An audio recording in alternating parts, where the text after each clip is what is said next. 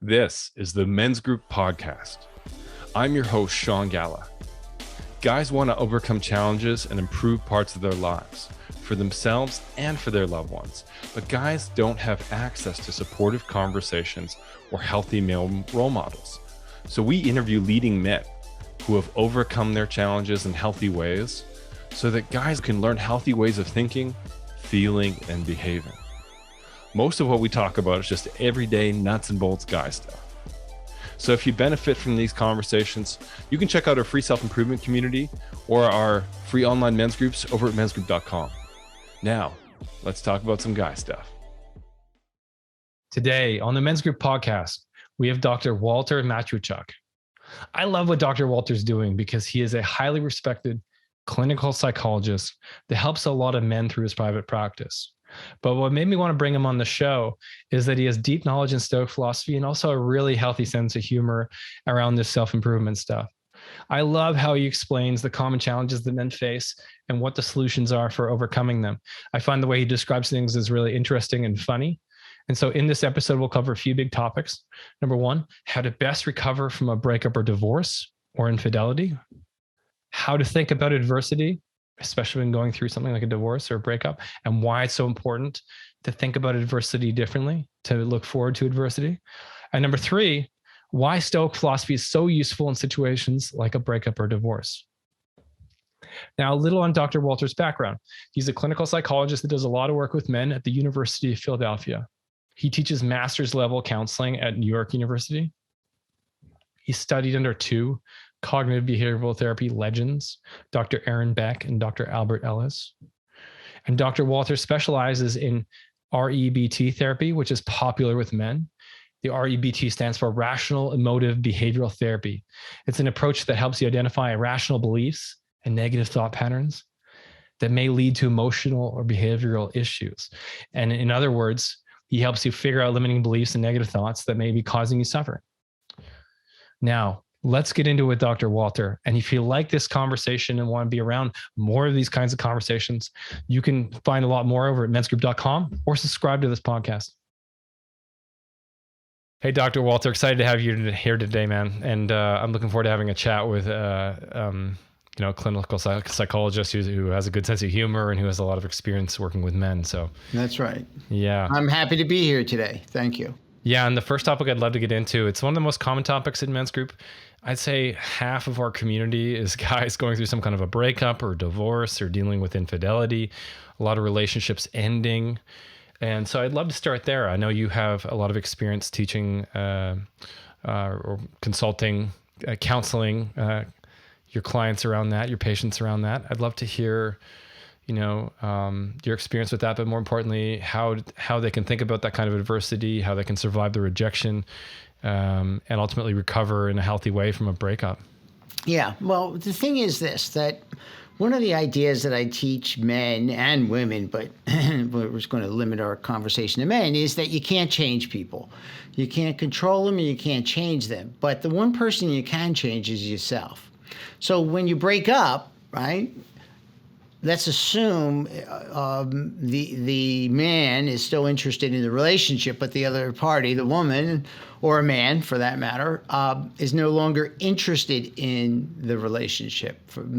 So in essence, let's say John has been jilted or rejected and or cheated on.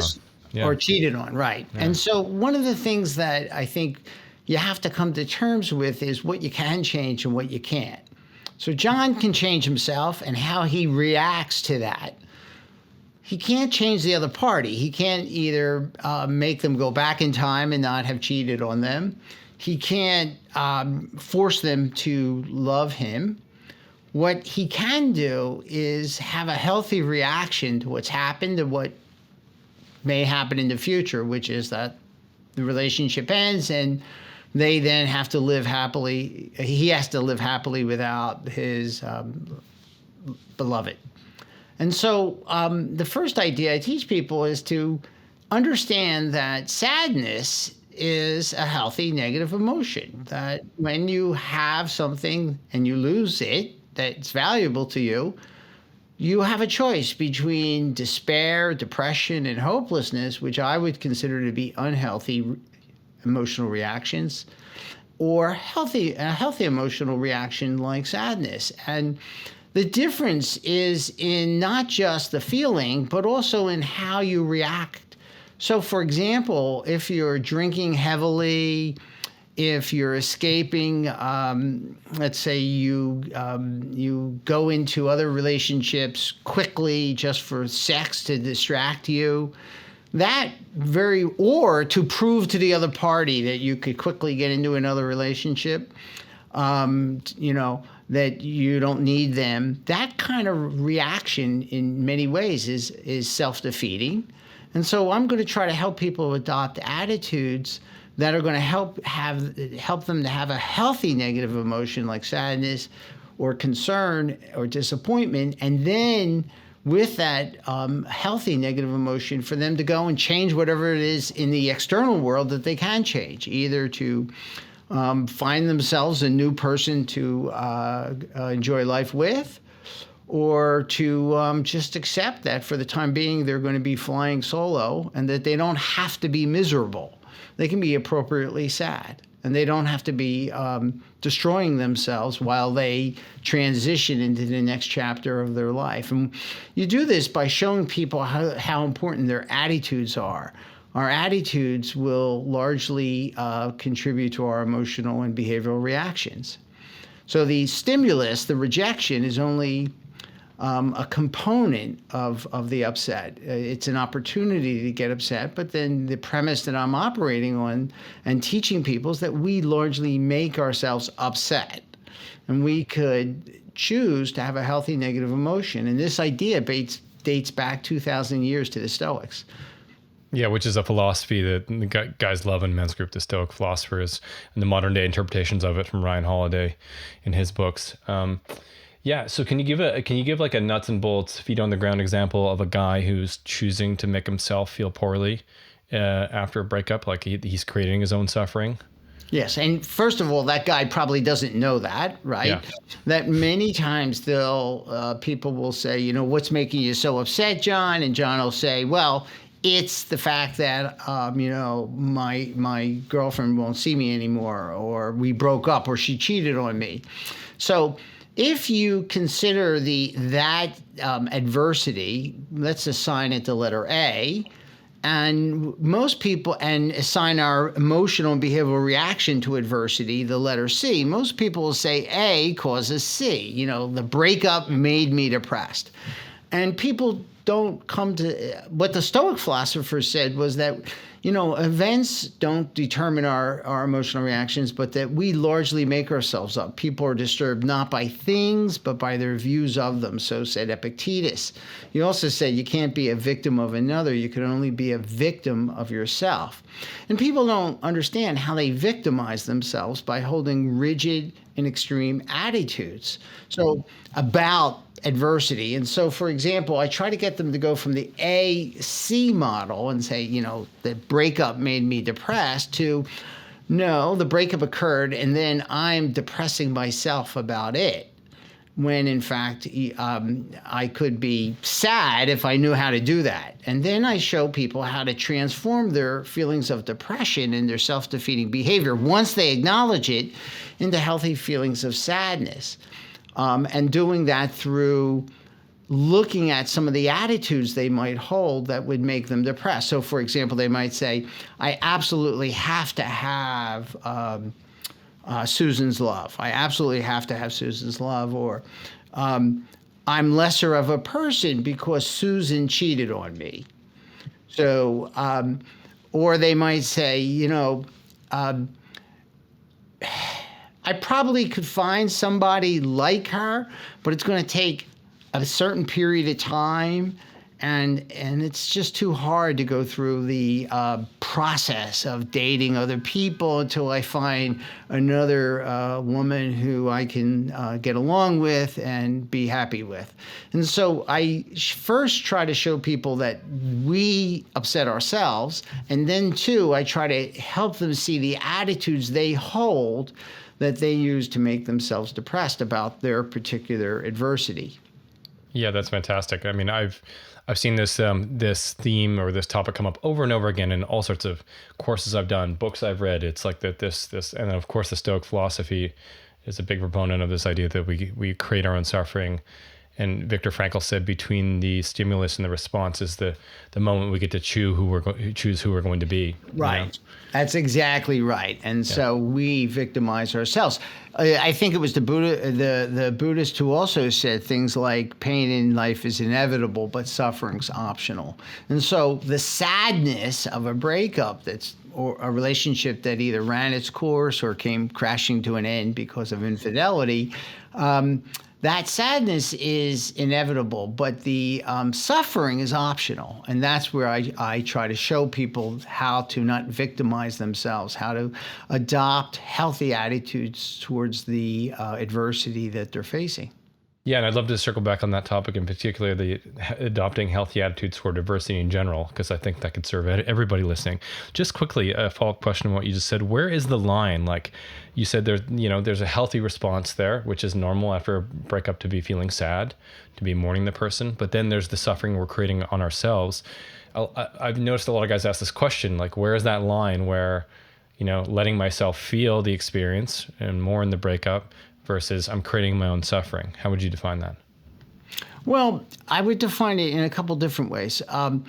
You have to understand that emotions, behaviors, and thinking are really the same thing, but they're different sides of the same coin. So when you want to examine if you're experiencing an unhealthy negative emotion or suffering, the way we're talking about it, one of the best ways is to look at your behavior.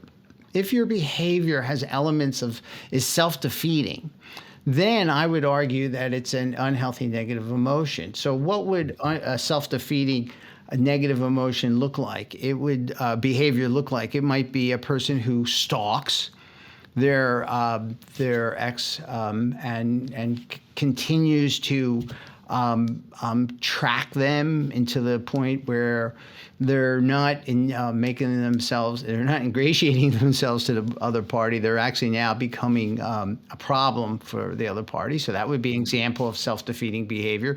Drinking, I think, would be another behavior that would go along with that. And both the unhealthy negative emotion and the healthy negative emotion have a cognitive component that overlaps, which is an acknowledgement that reality isn't the way they want it to be. That's the healthy part. I wish I still had this relationship with Susan, right? But then where they differ is that the cognitive component of the unhealthy reaction, the suffering reaction, is I wish I still had a relationship with Susan, and I absolutely have to have that relationship with her. I can't bear to face life without her. I'll never be happy. It's awful, terrible, the end of the world that we've broken up.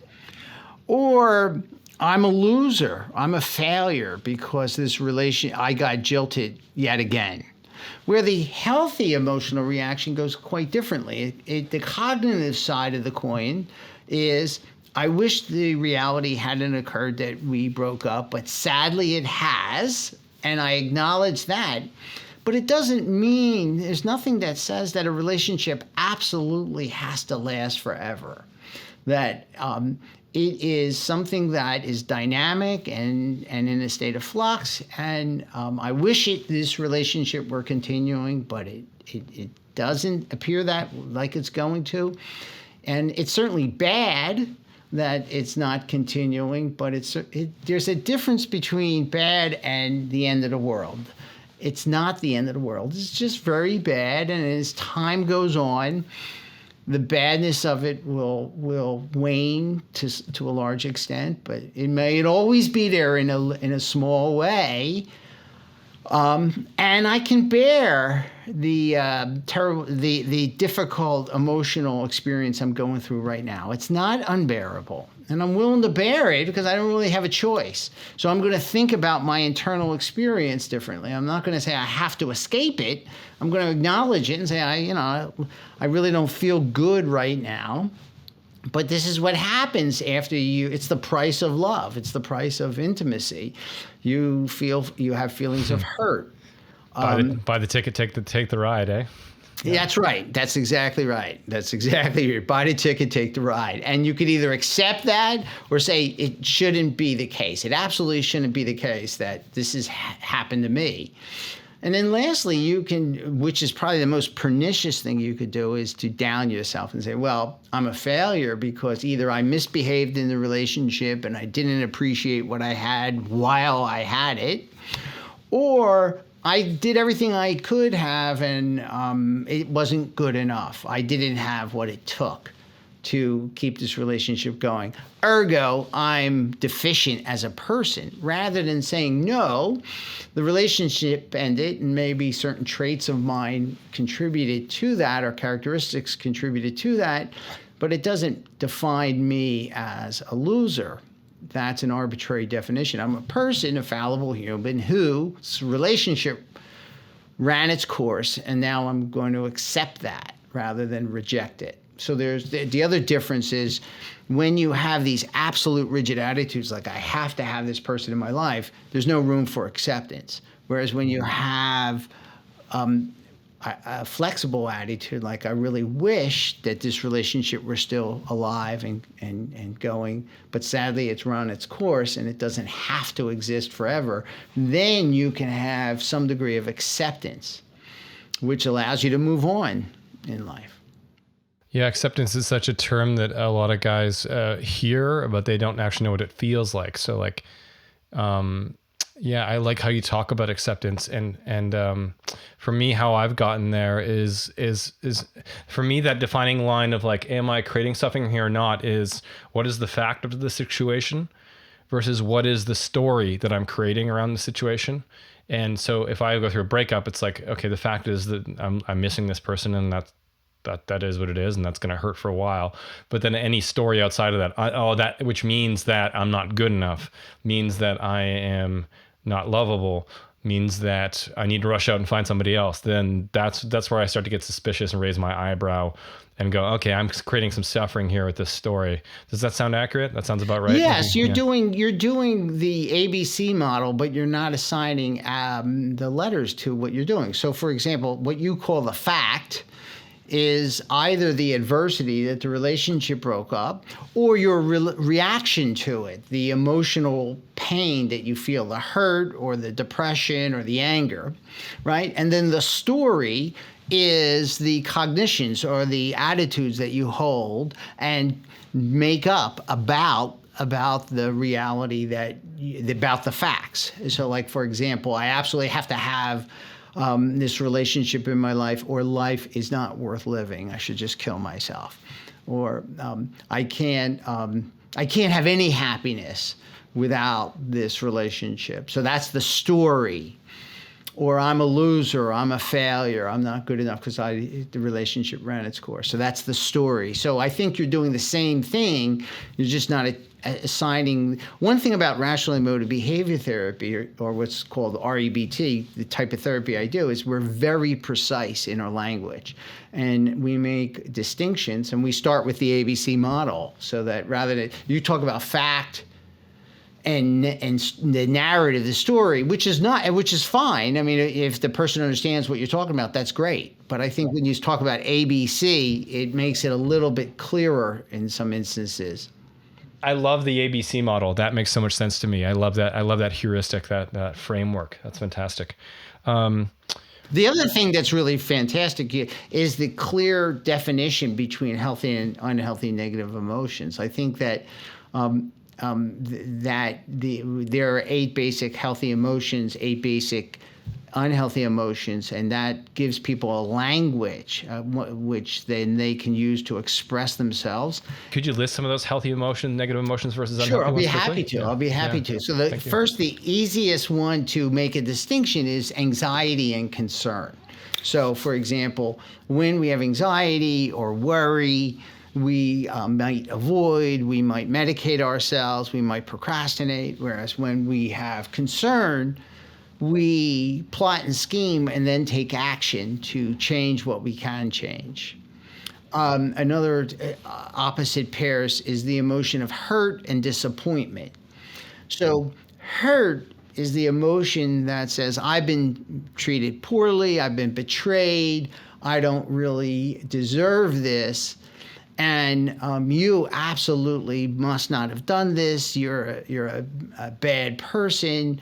And then the behavior that goes with hurt is sulking. You sulk, you wait, you non-verbally convey to the other person that you want them to make amends to you rather it's than victim-oriented. Yeah. Right. And then the healthy alternative would be disappointment, where you acknowledge that you've been mistreated, and you acknowledge, you might even assert yourself around the mistreatment, but you don't. You do that in an appropriate way rather than sulking, which is just vague communication. So then another distinction would be between the emotions of depression, feelings of depression, and sadness. So, for example, depression has to do with a loss or a failure or some sort of undeserved burden. And you might say, I don't deserve this. It shouldn't be this way for me. Or I don't deserve this. It shouldn't be for me. But given that it's happened, I'm lesser as a person. Where with sadness, you acknowledge the loss or the failure or the deprivation, but you don't jump to, and it shouldn't exist. You have a certain resilient mindset that allows you to accommodate reality, to acknowledge the loss, and not to down yourself in total or down life in total. You can acknowledge that part of life is shitty, but not the whole of life. Guilt and remorse are two of the 8 emotions, where guilt, here the theme has to do with violating some sort of moral code or ethical code. But with guilt, it's a rigid attitude like, I absolutely shouldn't have done what I did. I shouldn't have broken this rule. I shouldn't have cheated on my wife. And I'm a totally bad person. And where remorse, you acknowledge that you did something that broke a moral code or a vow or something like that. You don't deny it, but you acknowledge your behavior rather than condemning yourself. So you're remorseful about your bad behavior, but you're not, you're putting it in the proper context. It's one behavior amongst a whole person, and you do many things, some of which are good and some of which are bad, and you're remorseful about the bad behavior, but you're not going to condemn yourself about it. Jealousy. Now, the problem with, shame, let's first talk about shame and disappointment. So shame has to do, again, with, I publicly screwed up. And because I publicly screwed up, I'm lesser of a person. Whereas with disappointment, it's like, I didn't do so well on Sean Gala's podcast today, and I didn't bring my A game, and that's unfortunate. But I'm disappointed with my performance. But I'm not a bad person. I'm not lesser of a person, and I don't have to hang my head in shame and hide from sight. So shame and disappointment are very common emotions that I talk to people about. Yeah. So disappointment and guilt would be more like, oh, that didn't go very well. Shame is like, I'm not doing well, or I'm not good. Yes. No, guilt would be, I did something and broke a moral code. Okay. And shame would be, I failed to live up to some sort of personal standard that I have. Yeah. It's like creating a story about you based on the event. It's a public pratfall. Interesting. And then hurt and sorrow. So, for example, I could say, I've been mistreated, and you're an absolutely bad person. I don't deserve to be treated that way. Or I could have a certain amount of sadness in how I've been treated without going to the point and saying, you're a bad person. Now, jealousy is a very interesting emotion, and it can be very self-defeating and present in relationships with men. I've treated a lot of men with unhealthy jealousy. The problem with jealousy is we don't have a good word for the healthy variety. So one of the things that I do is to make a distinction between healthy jealousy and unhealthy jealousy. So when you have unhealthy jealousy, what do? You monitor your beloved. You try to control them. You try to restrict who might have access to them. Yeah. All the kinds of things that women love. Or even men who are in relationships with other men, right? Yeah. Talk less of what you want in a relationship, right? Exactly. Someone who controls me, someone who restricts who I can be with, who monitors my communications, and doesn't have any good reason to be doing any of this. Now, with healthy jealousy, it brings your A game to the relationship. It is an emotion that's a little bit like concern insofar as you acknowledge that you value this relationship, you want it to continue. But for one, with healthy jealousy, you don't see threats that don't exist. What happens with emotions, not only are they the reaction to something that has occurred, but once we are in an emotional state, we can be blinded by our emotions or biased. We can engage in biased future thinking. So with unhealthy jealousy, you may see threats that don't exist, whereas with a healthy jealousy, you won't see threats that don't exist, and you won't feel the urge to monitor or control your beloved, but in fact, you'll have trust. With an acknowledgement that, people are human and that there are other people out there who may want to get close to your beloved, and that you're going to make it hard for them to drift because you're bringing your A game to the relationship. So that's healthy jealousy. And then there's unhealthy and healthy envy. So envy is another word, emotion that we don't have a good, healthy, unhealthy version for. So in envy, you prize something that someone else has. In unhealthy envy, you believe you should have it and they shouldn't have it. And you may then attempt to do things to help them to lose whatever it is that they have. Or you may seek allies in an effort to undermine their success. Where with healthy envy, it's a very good emotion insofar as you can learn from people. So, for example, mentors, people you see as your mentors, if you have healthy envy for their success, you'll be open to their feedback, you'll model what they do, you'll just take steps to learn from people, whether they're older than you, younger than you, different than you. So healthy envy is a very useful emotion. And I think the last one that I need to touch on is anger, which is that which I wanted to ask you about. Yeah, another emotion where we don't really have healthy, good words. So tied to jealousy, right? I was going to say the jealousy, in particular, the negative jealousy is like quite rooted in anger, it seems. Well, actually, what I try to do is make a distinction between jealousy and anger. Right. So with jealousy, you have a situation where you are trying to control, you feel threatened by some reality, and then you try to control the other individual or control other people from accessing. Whereas with anger, it's a different emotion. So one context that you have anger in is where you're frustrated. You're sitting in traffic and you have a goal to get to. You have concert tickets and something out of the ordinary happens and you can't get there on time and you are just livid in anger because you're blocked in the pursuit of a particular goal. But anger can also happen in another instance where you infer that someone's transgressing rules that you have. And you then get very angry about their behavior and the transgression. So, for example, the overstepping of the boundary, the overstepping of your boundaries, right. Kind of thing. Yeah, okay, yeah. Right. So you might anger yourself when someone else, like if somebody destroys your property, you're going to get angry because you may have a rule like, people should not, absolutely shouldn't damage my property. Another rule you might get is that people shouldn't cut in line in front of me.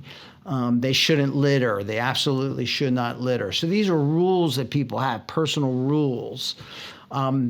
And then the other way you can get angry is when your ego is threatened. So people will, particularly men, will have a rule that says something like, "You have to respect me," and then men will sometimes kill each other, literally, because they perceive that they haven't been adequately respected, and they have to defend their honor. So there's a threat to your self-esteem. And the individual who has unhealthy anger will then try to even the score in order to protect their honor, whereas in healthy anger, you might leave the bar and not. I always tell a story once. I was 35 years ago. I was in a bar sitting on a jukebox, and I was. You're dating yourself with the jukebox. Yeah, right. It was happy hour. Yeah. And I was sitting on this jukebox, and it was a week before I defended my doctoral thesis, and there was this guy going around pilfering beer from people's pitchers. And when he came up to my pitcher, I grabbed his wrist and I said, "That's not yours." So, first of all, that first behavior was an example of unhealthy anger because the guy had violated a rule of mine. And I gave into the impulse to say people absolutely shouldn't steal other people's beer, and maybe I mixed my ego up in it, like, he should see that it's mine, and I have to now point out to him that it's not his and get him to kind of. So this big guy was a huge man. He looked down the end of his arm at me and spit in my face. Oh no! So I had a millisecond or two to process what was going on, and I knew that barroom fights are not good ideas, particularly when you have a dissertation thesis meeting in a week's time. So if I had thrown a punch, the time to come in with a black eye. Yeah. Well, worse than that, if I had gotten a concussion, I might not be able to put two sentences together. And so I took my glasses off, I wiped them on my pants, and I left the bar. I never believed at the time that I would have such a great story to make this distinction between healthy and unhealthy anger. So initially I had engaged in unhealthy anger I should have just said, this is stupid. A $3 pitcher of beer, and I'm going to get correct this guy. That guy's clearly got his own stuff going on. He's clearly upset about whatever is going on in his life. Just let him have the pitcher of beer kind of thing, avoid the conflict. Yeah, he's a bully. He's a bit, this is crazy. And for the record, like guys that know how to really fight, like Jocko Willink and these authority figures that are like Navy SEALs and stuff, they suggest to do the same thing. They say avoid the confrontation at all costs. It's never worth it. Except in the case of physical defense, if you're assaulted. Yes. So I was jumped once by 4 kids, and I had to fight like hell to protect myself. So the only time I teach men that violence or some sort of retaliatory action is indicated is when you're physically assaulted. Yeah, that's great. And then it has to be commensurate with the assault. So somebody jumps you and they start running, you run after them. Well, you might run after them a little bit to make sure that they keep running, but then you stop at some point, as opposed to catch them and kill them. That would be a bit over the top, and then you're going to get prosecuted probably. Yeah, so that's a great distinction with the anger, because that's something that I see a lot after guys in breakups. They're angry about it. Also, another thing I've observed is that a lot of guys don't invest in their community and their friends. And so then they put all their intimate needs into their romantic partner. And then when that comes to an end, that makes the situation 10 times, 100 times more difficult because they have no healthy support pillar. So yeah, that's something you've observed as well? Yes, and there's another way that happens too, which is where guys put so much of their interest into their careers that they kind of slowly lose friendships over time. So it's either they put all their eggs in the relationship basket or all their eggs in the career basket. And then when they could profit from some support, they don't have it available to them. Yeah, I'd say most of the guys that end up in our men's groups are like that to some degree, you know. No, it's easy to do. Yeah, because our society really pushes, external achievements like money and career and family, but all the studies show that relationships lead to the most fulfillment and that kind of thing, right? Having confidence, having people to talk to about the things that matter. Or a healthy balance. I want people to have a mission. So I have a mission, but I also have been married 27 years and I have what I hope is a healthy relationship with my wife, and I have friends and although I work a lot, I still try to make time for my friends and my wife.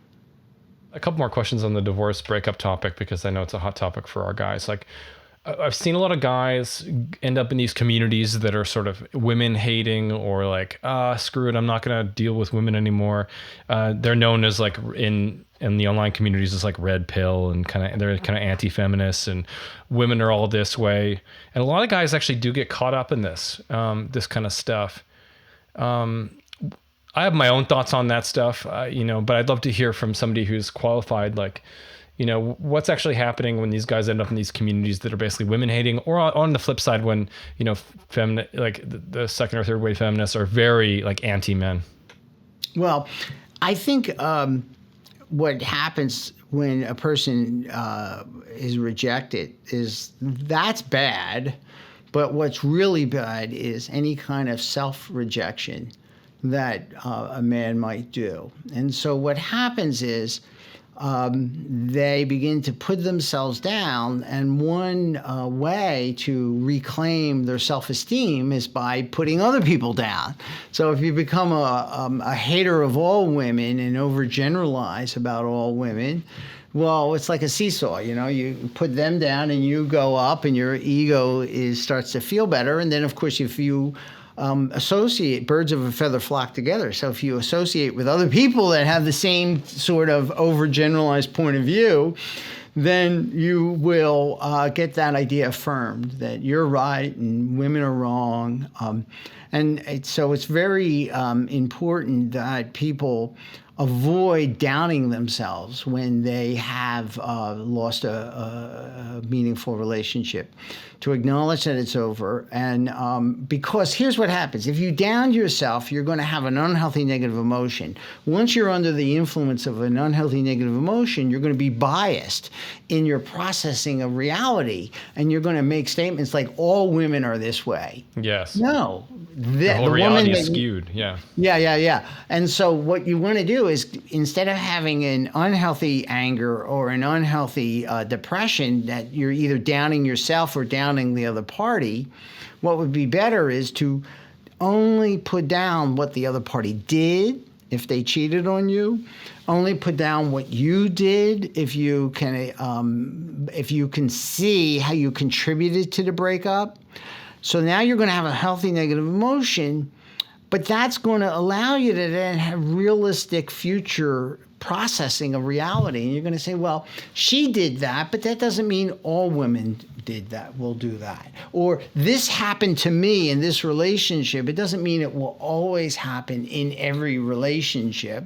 Let me take what I can from this experience and then apply it in a healthy way to future relationships.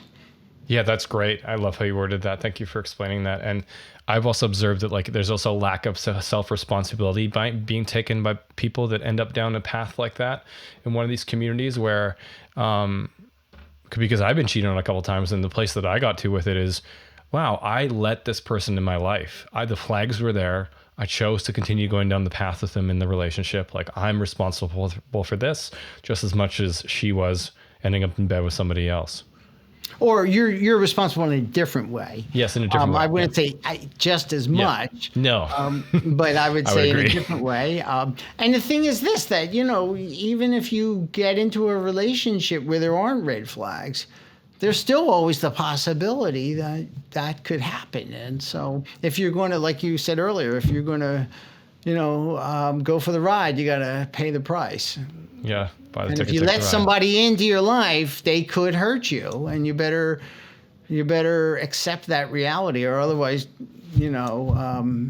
be a joyous masturbator and or be autistic and not really get involved with other people. Which is what a lot of these communities are perpetuating. This like, no, we don't need women at all attitude. You don't need them, but you want them in all probability. So I make a distinction between an absolute need for a woman and a healthy desire for one. Healthy desire, yeah. And I've seen in my own life that like when I took that lesson of, wow, I'm responsible here too, then that served me in evaluating future potential partners. And I took a pass on individuals that had those same traits. And now I'm in the healthiest relationship I've ever been in, where it just flows and communication's great. The way we move through conflict is great. And so I do like talking about this because I want to encourage people to take the responsibility, learn the lessons, take responsibility for those situations, because it will serve you if you do. I have to tell you, I have to be careful I don't jump on my soapbox here, but I think we live in a time where we tend to externalize responsibility.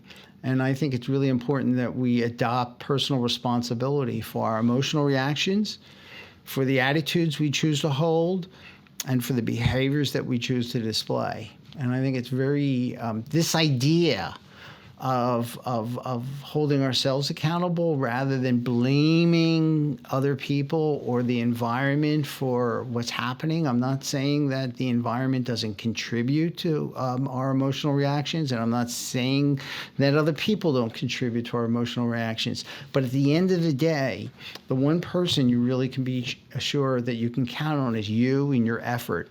And therefore, if you take responsibility for going back to Epictetus, you can't be a victim of another. You can only be a victim of yourself.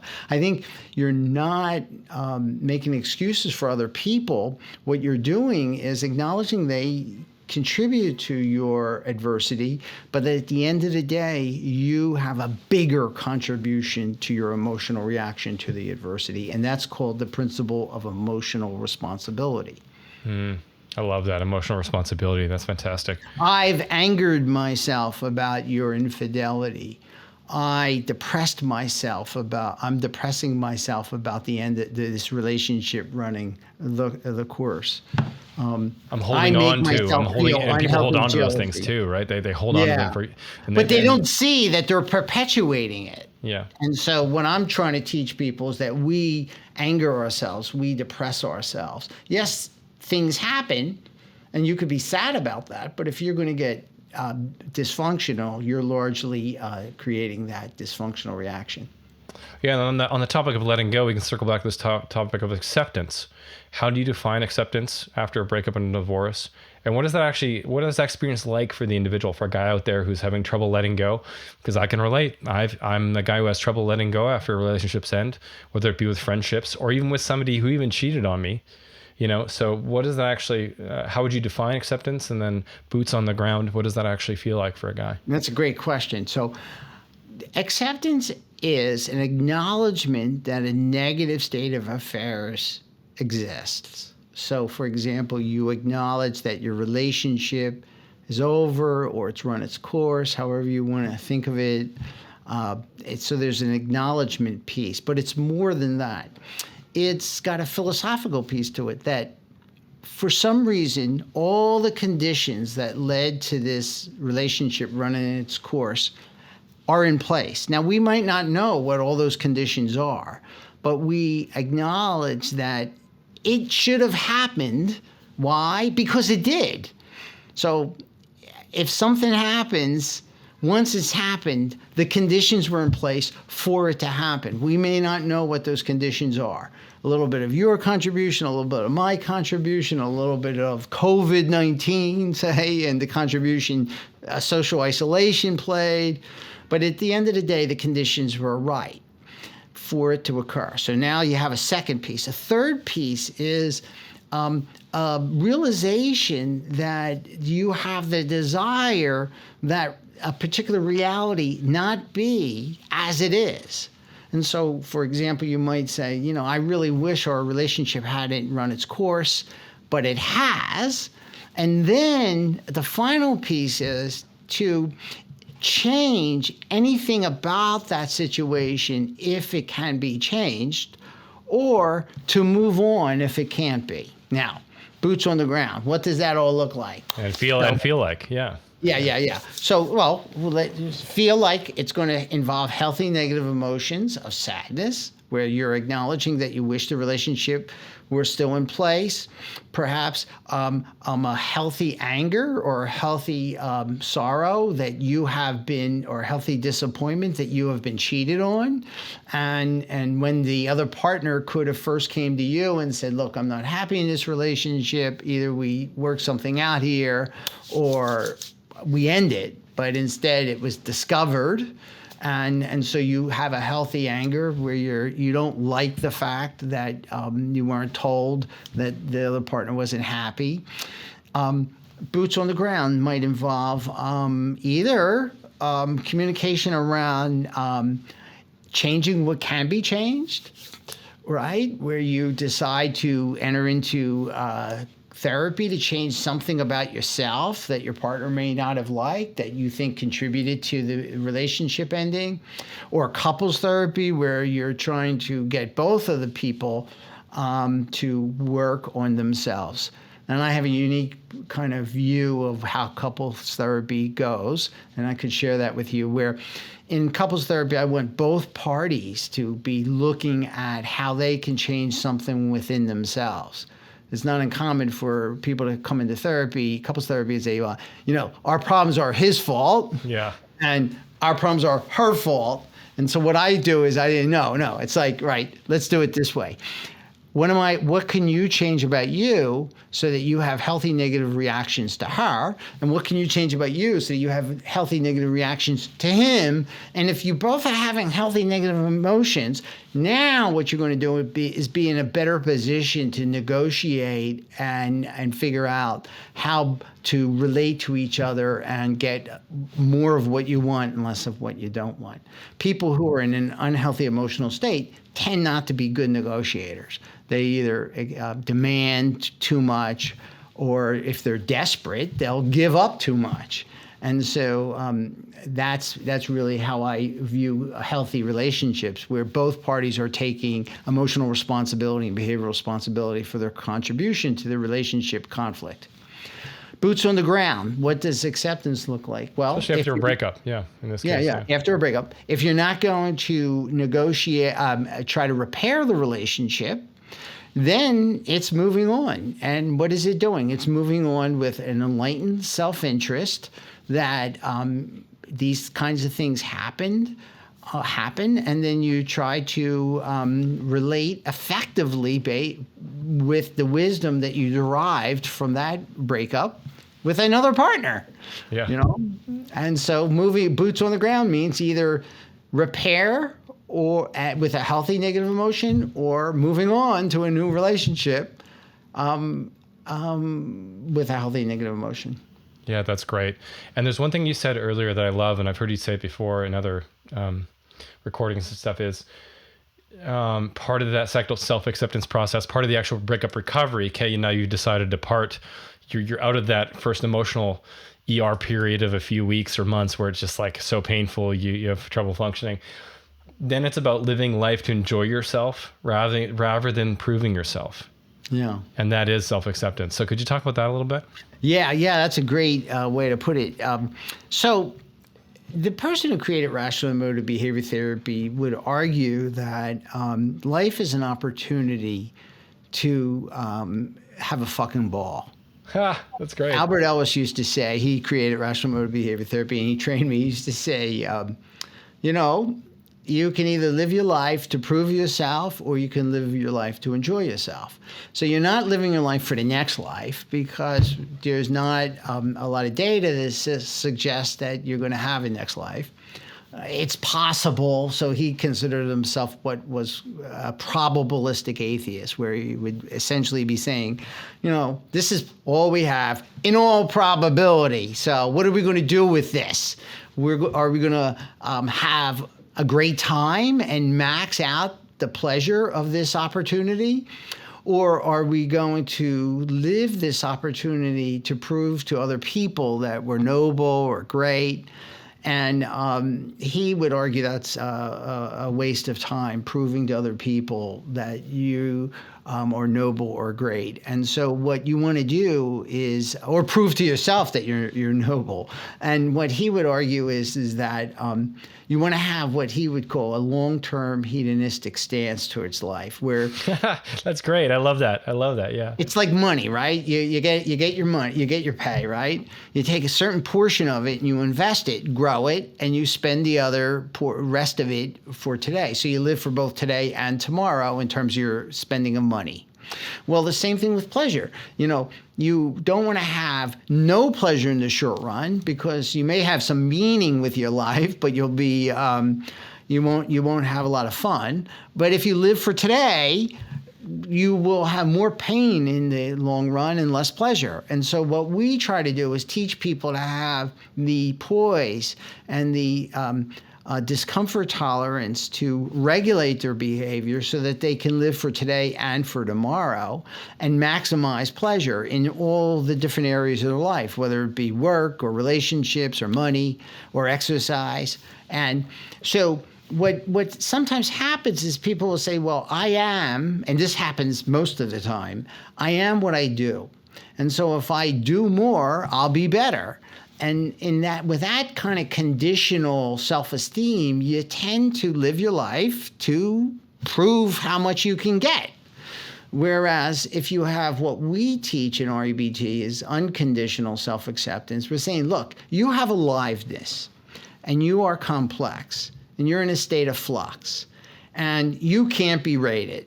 What we can rate and evaluate are your actions. And so if you have a goal, say, to go out with a particular woman or a man, and you successfully court them, then you have done well.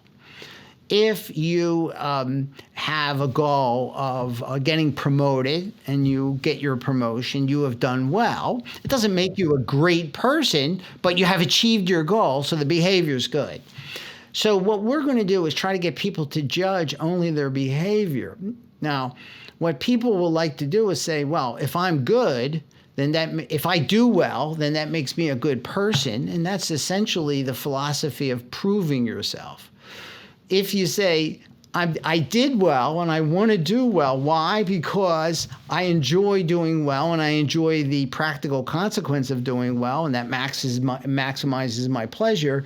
And then you're living the philosophy of enjoying yourself, not proving yourself. And I think this is a very liberating idea, because then people start not pursuing things for the wrong reasons, like money or a career for the wrong reasons. They end up doing what pleases them. And that could even relate to, like, for example, sexuality. So rather than forcing yourself to be a certain way sexually, you accept yourself, and then you unconditionally accept yourself, and then you do your sexual life however you choose to do it, because that's the way that it works for you and maximizes your pleasure. Oh, yeah, I love that. And I've never heard it worded this so well, so I'm just going to repeat it one more time for the listeners.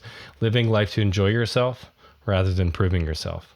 And you do that through unconditional, unqualified self-acceptance. You set goals and you strive to achieve them, but even in the goal selection, they're selected because you want them, not because your mother, your father, your partner, society, or your Instagram. neighbor, society wants it. You select the goals for you, and then you pursue them. And if you achieve them, that's great, but we're not going to build a statue saying you're a great man. Any last thoughts on breakups, the breakup topic? Any encouragement or words or anything else guys should consider doing after, a breakup, a divorce, that kind of thing? Well, I think the most important thing to do, and the worst thing you could do. So the most important thing you could do is reject yourself, down yourself, and deny that you didn't contribute in some way, and look for the contribution you made, but without self-rejection. Because when you down yourself, you make yourself feel miserable, and you're not going to be able to pick yourself up and move on. And then you may even deny the contribution you made because you can't tolerate the criticism that you're. So self-rejection is very important. Not to rate yourself, not to down yourself, but to acknowledge the contribution you made. The worst thing you could do, if you ask me, would be to engage in substance use to soothe your pain. So drinking, drugs, etc. I think escape is not the thing you want to do. You want to feel the healthy sadness, and if you're having a really hard time doing that, then you need either the support of friends or a support of a psychotherapist, or even, I'm not against psychiatric medication, because there are instances when a psychosocial stressor, like a major relationship ending, can interact with a biological vulnerability towards depression or mania or something like that. And then you have two things going on. You have the psychosocial stressor and you have the emergence of a biological problem. So you may need to treat the medical problem and the psychosocial problem. So life is complex. It's not easy. But what I would say, the worst thing you could do is drink your pain away. Why is that the worst thing they could do? Why is that, out of all the things they could do, why is that the worst thing? Not drinking, but like, pouring weed, whatever it might be, your vice might be. But why is that the worst thing you can do in that scenario? Because most guys would tell them, all their buddies are probably telling them, it's fine. Just let's go hit the bottle. Because it will only compound your problems. What it will do is you'll either cultivate an unhealthy relationship with the substance so that you become tolerant, and then you need increasingly more of it in order to achieve the same medicinal effect. You'll spend a lot of money, and of course, as you use any substance or misuse it, you get sloppy in your behavior. So you could create other problems, such as if you drink too much, you might get in fights, or you might not be able to get to work, and your work might suffer. So that's why I think any kind of escapism is not good. You want healthy escapes. So healthy escapes are things like working out, confiding in friends that are reasonably sensible friends, watching movies, listening to music, reading books. Yes. Nice warm baths. Yeah. Massage. Exactly. Yeah. Yes. Yeah. So you have a good idea. Learn the hard way. Who learned the hard way? Yeah. What I talk about are slow learners, Well, we're all slow learners. It's just a question of some people are a little slower than others. But what we teach in rational emotive behavior therapy is that people are fallible humans. They're screwed up humans. All of us, me, you, and the man in the moon. And so what we want to do, we're all on our own path of self-actualization, hopefully. And what I try to do, I don't push people away from AA, and I don't push them into AA. But one of the things I do like are some of the little witty sayings they have. And so I think that I saw once this statement that said, always make new mistakes. And so what I'm trying to do is be creative in the errors I make, and not repeat the ones I made in the past. That way I have new adversities to face of my own doing, rather than the old ones and just doing the same one and getting more intense with the same mistake. Yeah, and having life hit you harder and harder and harder, trying to give you the message. Yeah. I was talking to somebody yesterday, and he was in a serious motorcycle accident. And I said, "Are you still riding a motorcycle?" And he said, "Yes." And I said, "Oh," he goes, "but safely now." And I said, "Oh, you're a slow learner." There is no safety. And, it was a relative, so I was able to get away with it. But in any event, that's what I'm getting at. I think it's important to learn from life and try not to make the same error, make new ones. Yeah. And so that's great, Dr. Walter. Thank you. And so, circling back to the Stoic thing, why do you think, why are you such a big fan of Stoic philosophy, and why does, in particular, the attitude towards adversity stand out for you as being important for people to understand? Well, the reason why I like Stoic philosophy is because I like philosophy in general. I think that it's good. Philosophy helps us live a meaningful life. And cope with the emotion of living life. I'm reading a great book now called A Brief History of Thought by Luke Ferry, and he talks about the distinction between religion and philosophy.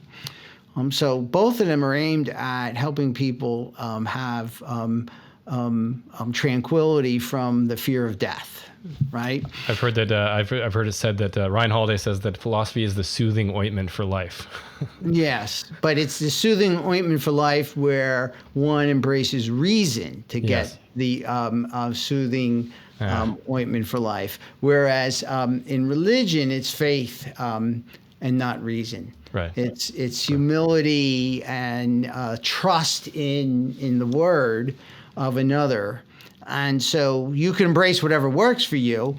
But for me, being a probabilistic atheist, I tend to think a lot. And I think that having a healthy philosophy enables me not to mislive. Because one of the things I want to avoid is living my life and at the end of life looking back and saying, oh, God, I mislived. I didn't know what I wanted. Yeah. I didn't pursue it. Yes. I lived it for other people's goals. Mm-hmm. And now I'm at the end of my life and there's not a damn thing I could do about it other than to accept it, which would be the prudent thing to do. Because if you only had an hour to live, you could spend an hour torturing yourself, or you can spend an hour to accept that that's the way it goes because you're a fallible human and you kind of missed out. But what I'm trying to do is say, all right, what are we going to do? We're going to think, and that's how we're going to solve our problems. And you see, I think thinking is what people are, that's our natural capacity. It's not easy for us to think and think well, but we want to cultivate that because life is one adversity after another. And so to me, I like Stoicism amongst other philosophers because of the fact that it emphasizes that you're really not trapped unless you think you're trapped. Like I go back to the Epictetus quote that you cannot be a victim of another, you can only be a victim of yourself. And so I think that that's a very empowering way of living your life. Mm-hmm. So REBT is an amalgamation of ancient and modern philosophy, and I think it is a powerful philosophy in and of itself that emerges from these other philosophies. And so what I did was go back to some of the previous philosophies and study them so I can understand them.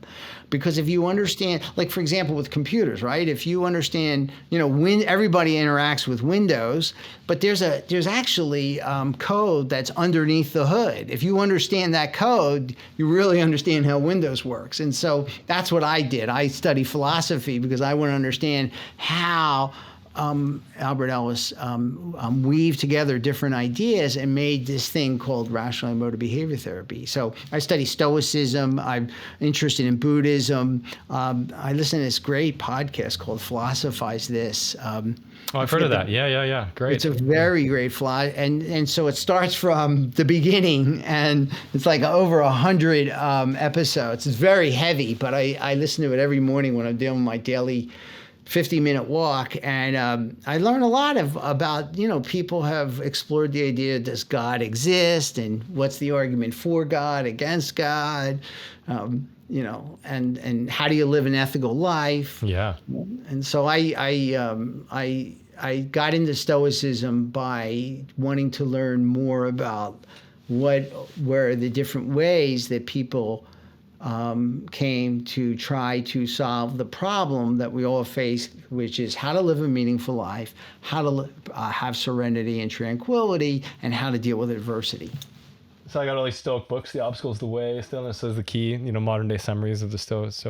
Yeah, and The Obstacle is the Way suggests that adversity is the path to development and strength and people's natural instinct, because of anxiety, is to pull back from adversity. And that book is saying, no, lean into adversity. The obstacle is the way, right? Yeah.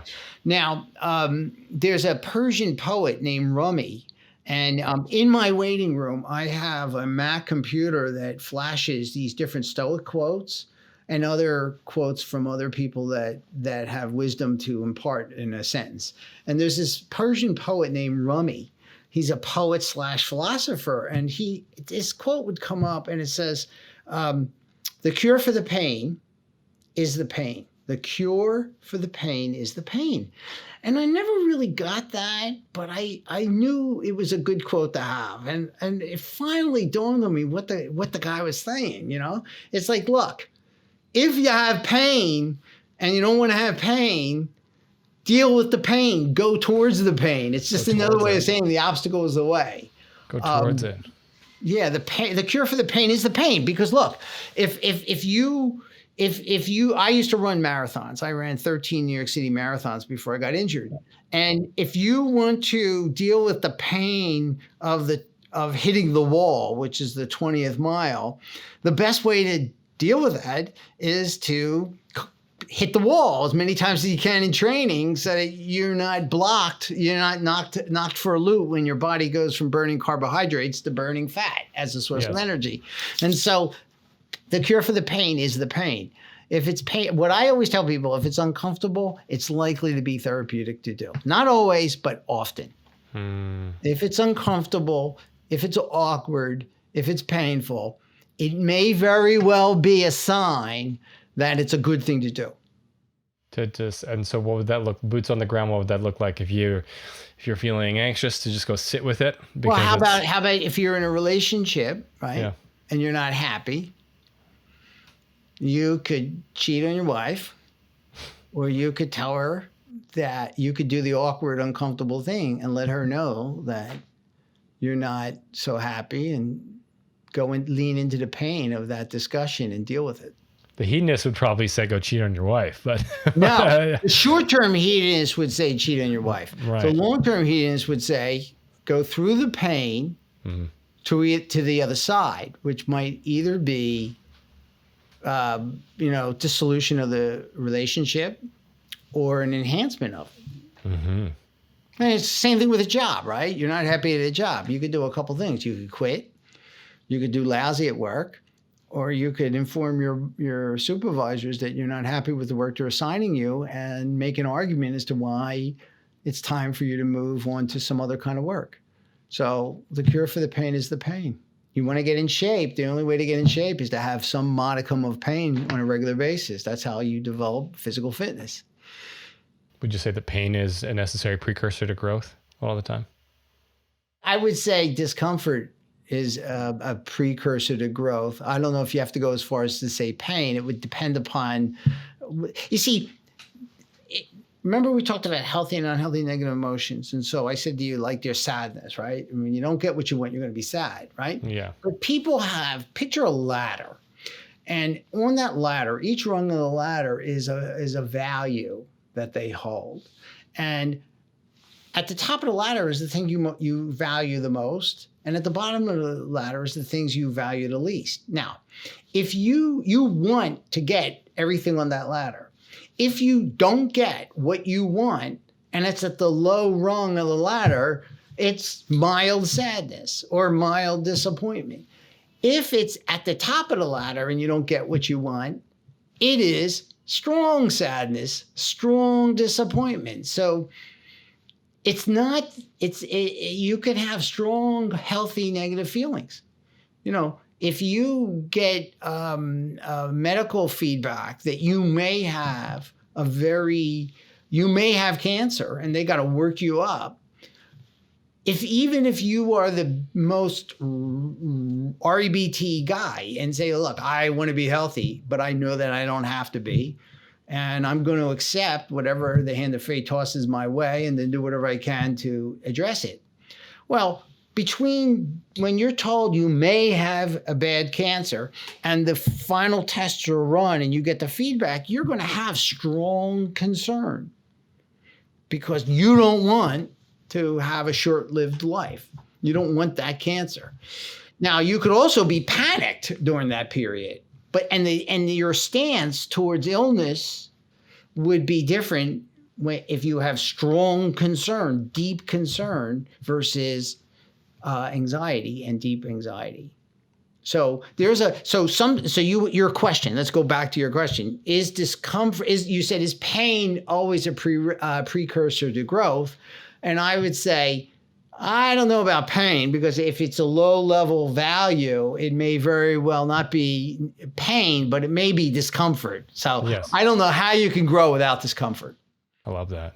Yeah, I think it's great because, look, Benjamin Franklin, who, was influenced by the Stoics, a lot of these good philosophies have overlapping pieces, right? So Benjamin Franklin said, there's no gains without pains. Anything worth doing is probably going to require a little stretching. Yeah. Discomfort. I like that distinction. That's a great word for it. Yeah. Yeah. Discomfort tolerance is what I encourage people to develop, because if you have no discomfort tolerance, a lot of good things in life requires a certain amount of action that's uncomfortable, either physically or psychologically, or there's like delay of gratification.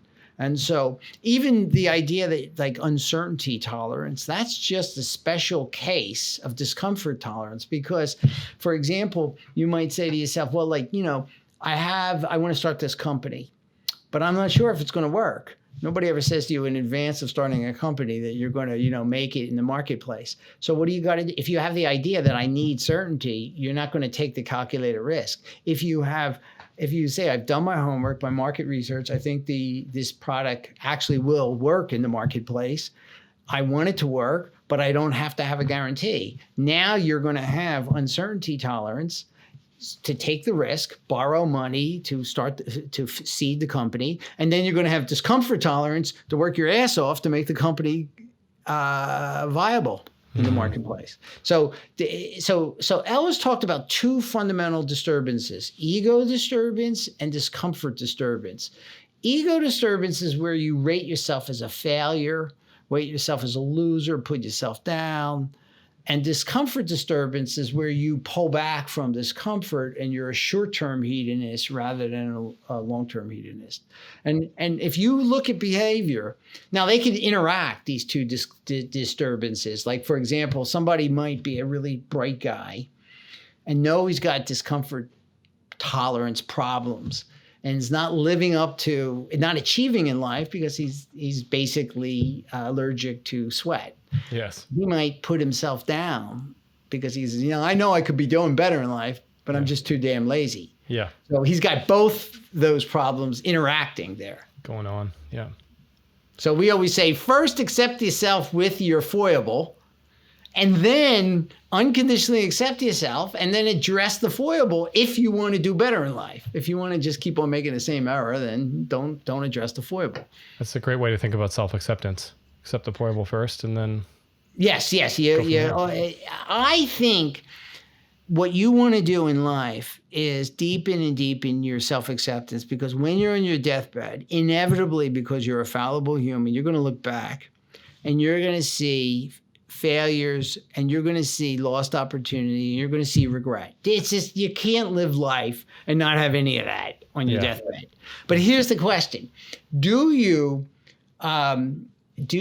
fade with self-condemnation and berating yourself for having not did as well as you absolutely should have, or do you fade with unconditional self-acceptance, smiling that you had the victories you had and the defeats you had? So I think this journey of unconditional self-acceptance is one that we would be well advised to try to do throughout our lives. It's not like a one and done deal. Constant. For me, constant. Yeah. That's great. I love how you talked about that, Dr. Walter. Yeah. One of the things that Seneca said was that he pitied the individual who had an easy life, who hadn't been tested. And the fact of the matter is that adversity can cultivate a certain amount of poise and wisdom and strength that would never come about unless you had encountered the adversity. And so what I think you want to do is recognize, and I've seen this and said this to people, you can bear far more discomfort than you think you can bear. And so it's only by facing discomfort that you realize how strong you can be.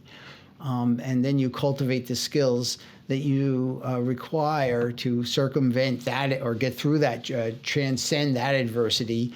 And then you're off to the next one, because really life is just a series of adversities, hopefully with a couple of laughs between them and some fun in between the adversities. But, when people say, when does it stop happening? It stops happening. The adversity stops happening when you take your last breath. Yeah, that's it. And that's so nice. That's such a nice reminder, that Seneca line, because I look at people that have had, a lack of adversity, and it's easy to envy them. But looking at my own life and those individual setbacks I've been through, it's like, that's where I learned the most. It's where I took the best lessons. That's where some opportunity presented itself after, without fail. There's some beautiful thing that came out of it, Yeah, and then you also have greater empathy for other people. You really take yourself off the pedestal, and you can understand, you're less judgmental of people as people. There's one term I'd like to ask you about quickly, and that is self-actualization. That term has been really useful for me now, but it took me a little while to understand what it is, what it means, why is it something you'd like to pursue? Why is it important that men try to become more self-actualized? Well, first of all, when you self-actualize, the one thing you want to avoid is rating yourself, right? So you're developing your characteristics, your traits, your strengths, and minimizing your weaknesses as a way of enjoying yourself. So you're actualizing your potential, not to prove yourself, but to enjoy yourself, because as you get good at being you then probably experience practical rewards. And so if you have say, for example, a desire to achieve professionally and you're afraid of public speaking, well, then self-actualization would involve public speaking and getting better and better at it, to the point where you then get rewarded for doing the thing that you used to dread. And it doesn't make you a great person, but then you get certain rewards for that. So self-actualization is just taking the bits and pieces of you and taking certain bits and pieces and cultivating them, because you want to maximize those traits or characteristics or behaviors and minimize other traits, characteristics and behaviors. You can't perfect yourself, but you can. You see, self-actualization in and of itself is a bit of a problem for me, because it suggests that you're rating the whole thing. And what I'm arguing is you can't rate the whole thing. What you can rate are bits and pieces. So when I think of a person, what I think of is like a mirror that was thrown on the ground and broke into, or a puzzle. That might even be better. 5,000 piece puzzle where you throw it on the carpet and there are all these pieces, and that's a person. And then to make it even better, those pieces are moving around. So they're growing bigger, they're growing smaller, and that whole mess is kind of in flux. That's a person. And what you're going to do with actualization is pick a few pieces that are particularly appealing or particularly problematic, and work with those pieces so that they don't undermine your pursuit of pleasure. That's fantastic. I'm a hedonist, pure and simple. I want to maximize. You got one life, right? You want to take calculated risks. You want not foolhardy risks, calculated risks. You want to unconditionally accept yourself and other people, and unconditionally accept life. That look, life has a lot of uncertainty. It's an art, not a science. You want to use logic to help you figure out what calculated risks you're going to take. But at the end of the day, life is a blink of an eye and you're a grain of sand. And so what are you going to do with that blink of an eye and that grain of sand? For me, I'm not going to live it for the next life. That's for sure. No, you're going to try to feel as good as you can during this life. Right. But that may not mean feeling good today. It might mean working my ass off today because I am working towards a goal. Yeah, picking up some of those broken or dirty pieces and like polishing them off, feeling comfortable, and take some time and but the goal is because you'll see that later on it'll make you a more happy, healthy, whole human being. Yeah, and I just want to do this because I'm self-actualizing or trying to disseminate and help people because I enjoy. That's my mission. I think people need a mission. Yes. I really do. And if not one mission, maybe a couple. Or maybe when you achieve a mission, then you replace it. But I've seen, like, for example, I've worked with a lot of men who have retired and have gotten depressed. And I really don't ever intend to retire. What I intend to do maybe is work less and travel more because I really like traveling to other countries. Great. But the point being is that I think one of my missions is to disseminate and help people because I like it. I became a psychologist because I like talking to a guy like you about this thing that we're talking about or these ideas that we're talking about, right? I love this, yeah. And so one of my missions is to disseminate this philosophy. And so every Saturday at 9 a.m. Eastern, 2 p.m.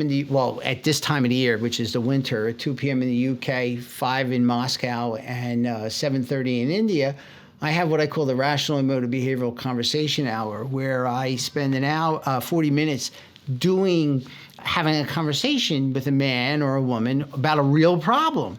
And then after that 40 minutes of talking to them about the ideas that I just talked to you with, but applied, customized for their problem, I then take questions and from the viewing audience. So usually about 100 people show up and they'll ask questions about this. And I started it during the pandemic about 70 weeks or so ago, and we've been going strong. So go to rebtdoctor.com. That's my website. And you could, there's a lot of also audio and video there that's free for the taking, and explaining these ideas because giving it away is part of the fun. So it's REBT, the letters REBT, and then the word doctor.com. And you can go there and learn all about this, the Rational Emotive Behavioral Conversation Hour, and take advantage of all the free material that's there. Yeah, and I'll have a link to that in the show notes for anybody who's watching or listening. Very last question. A lot of guys coming into MensGroup, they're visiting our website, reading our blog, they're joining our email list or joining the community, getting into MensGroups. A lot of them, well, I'd say maybe half of them haven't been to therapy before, and they're just wading into personal development for the first time. So could you explain therapy and how does it empower them to cope and ultimately get more pleasure out of life? Thank you for asking this question, because I have to tell you, I'm concerned. The barrier for doing therapy is there are low barriers to entry. Mm-hmm. So it's a little bit like the Wild West.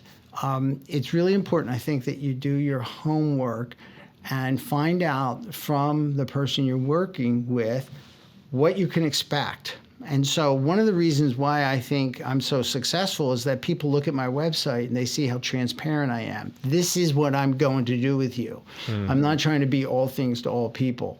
If you want a spiritually based approach, I'm not the guy for you. If you want a no-nonsense, problem-focused approach that acknowledges your feelings, but more or less advocates a tough-minded stance towards reality, one based in realism and acceptance. Now, they're not antithetical. Feelings, healthy negative feelings, and a tough-minded approach are not antithetical. There's real things to be sad about. There's nothing wrong with crying. But at the end of the day, you either see yourself as a victim or you change what you can change and accept what you can. And so I think that what you want to do when you wade into therapy is not assume that what you see on TV is therapy. Not assume that therapy is just talk, same time next week. And recognize that psychotherapy can be more like education. I actually see what I do as adult education. I take a person, I talk to them about their life problems, whether or not there's a psychiatric component, because even if you have a psychiatric component, that psychiatric problem contributes to life problems. And I always tell people, don't become your diagnosis. Don't say, I'm a bipolar.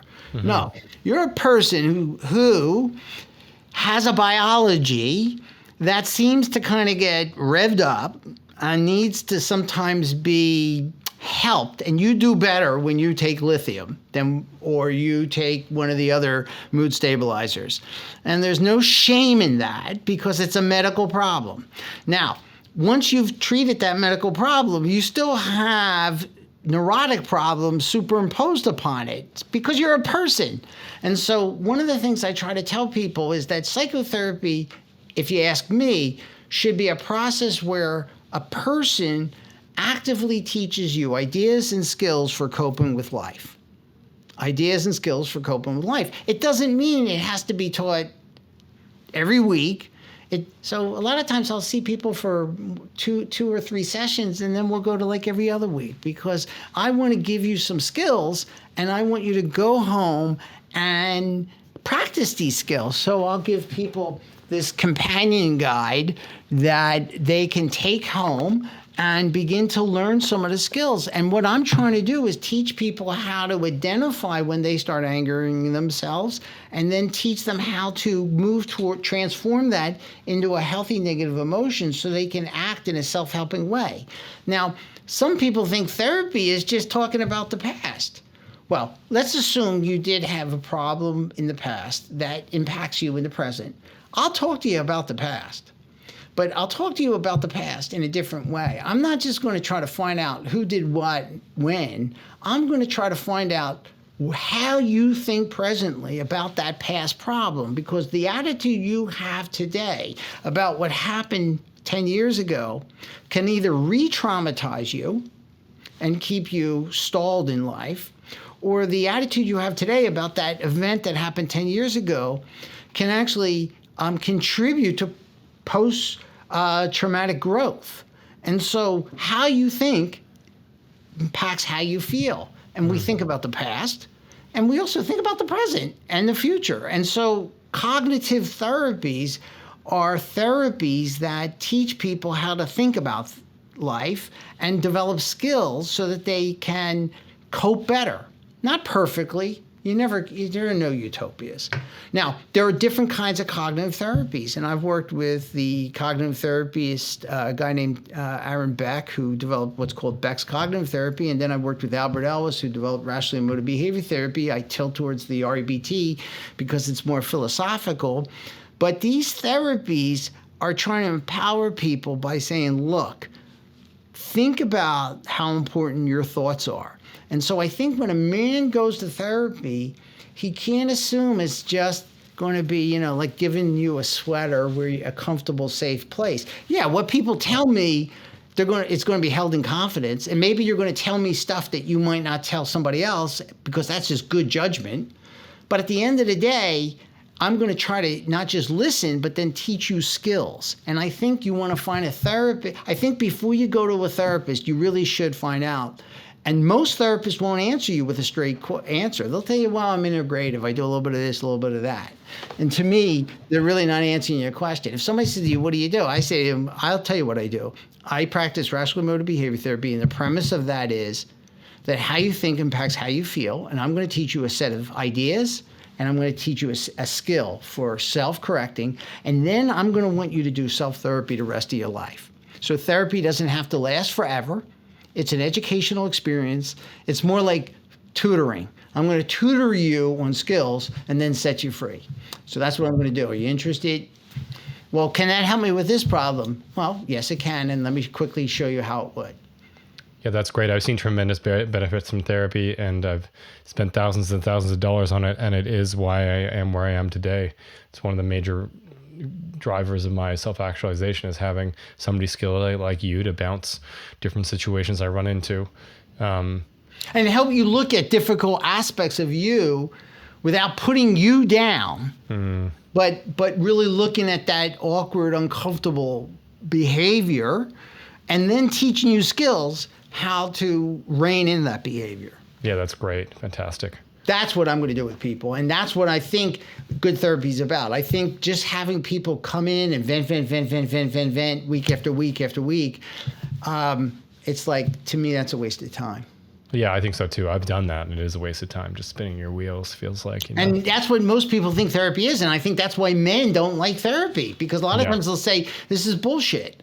I'm just giving you money to come in here and complain." And what I'm going to say to you, no, I'm going to teach you how not to whine about the difficulties of life. You could acknowledge them. That's not whining. Whining is acknowledging the difficulties of life and then not doing what you can do to make things better. Whether that be changing something within you or changing something within you and outside of you. That's 100%. Yeah. Taking responsibility. When you blame somebody else for something that's within your domain of influence, to me, that's another way of defining emotional disturbance. It's emotional health is taking responsibility for what's yours and not taking responsibility for what isn't yours, which is consistent with Stoicism. Yeah, I love that. That sounds like Stoicism. That's fantastic. I love it. All circles back to that. And whereabouts are you based, Dr. Walter? I'm in Center City, Philadelphia, at 16th and Walnut. Cool. But now with the internet, I have clients throughout the world. I even have one in Australia. I've Europe, throughout Europe, Canada. So the internet, and you know, it's nice to see people in the office, but I think also it's great to be. Where are you, Sean? I'm in Canada. I'm in a little town outside Vancouver. Well, there you go. So I mean, the internet is just to me, the business is moving to the internet because. You know, why should you spend $40 driving 40 minutes driving into the city and spending $25 on parking when you could do it this way? Yeah. You know, for me, it's been the same. I used to do a lot in person. Now I do it all via Zoom for the most part. Same. Yeah, and with 5G technology, it's only going to increase as the technology gets better. I mean, look at the connectivity that we have; it's pretty good, right? Oh, it's awesome. Yeah, especially tools like. You think you're around the corner, and yet you're. Yeah, exactly. Quite some ways. Well, Dr. Walter, I really enjoyed talking with you today. Thanks for taking the time to share the wisdom and to help these guys through MensGroup. And also, I love that you have a sense of humor about this stuff. It's so nice. Like, we try to inject that into our community as well. That's a value of mine, is like having a laugh where we can, even through the again, another definition of disturbance is taking yourself, life, and others too seriously, or not seriously enough. Right? Either extreme is problematic. Yes.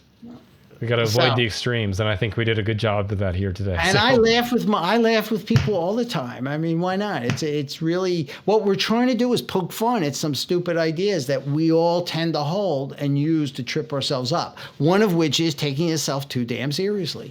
Yeah, and I've actually had some of the biggest, darkest, most healing laughs have come around the issues that are most sensitive to me. You know, and I think that can be quite a healing thing. Yeah.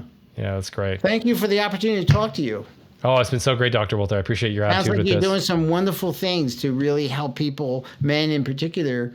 You know, men and boys are like the forgotten, particularly young men. I mean, they're very young boys and young men are fragile. They look tough on the outside, but they're more like eggs, you know, they crack. And then when they crack, there's stuff all over the place. And so I think the work you're doing to try to normalize introspection, normalize, it's just education. That's what we're doing. We're just doing education around a topic that's kind of like private or sensitive. And, exactly. Thinking about our thinking. But everybody needs, in my view, if they want to live a healthy and happy life, to think about their thinking so that they don't mislive. Yeah, exactly. I love it. And I really appreciate you taking the time to do this, Dr. Walter. So let's talk again soon. All right. Take care.